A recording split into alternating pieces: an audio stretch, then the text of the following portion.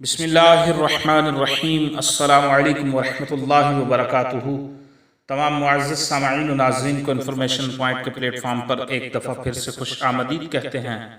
معزز سامعین و ناظرین، ہماری آج کی ویڈیو کا عنوان ہے اللہ تبارک و تعالیٰ کے نزدیک دو محبوب کلمے کون سے ہیں۔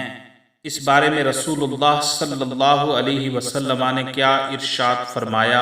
صحیح البخاری میں امام محمد بن اسماعیل بخاری رحمۃ اللہ تعالی علیہ اور صحیح مسلم میں امام مسلم بن حجاج نشاپوری رحمۃ اللہ تعالی علیہ نے متفق علیہ حدیث روایت کی ہے جناب ابو ہریرہ سے کہ رسول اللہ صلی اللہ علیہ وسلم نے ارشاد فرمایا، دو کلمے ایسے ہیں جو زبان پر بہت ہلکے ہیں، میزان عمل پر بہت بھاری ہیں اور اللہ کے نزدیک بہت محبوب ہیں۔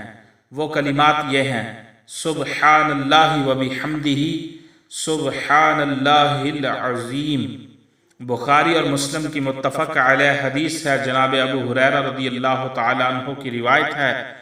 فرماتے ہیں کہ رسول کریم صلی اللہ علیہ وسلم نے ارشاد فرمایا، دو کلمے ایسے ہیں جو زبان پر بہت ہلکے ہیں، خفیف ہیں، میزان عمل پر بہت ہی بھاری ہیں اور اللہ کے نزدیک بہت محبوب ہیں۔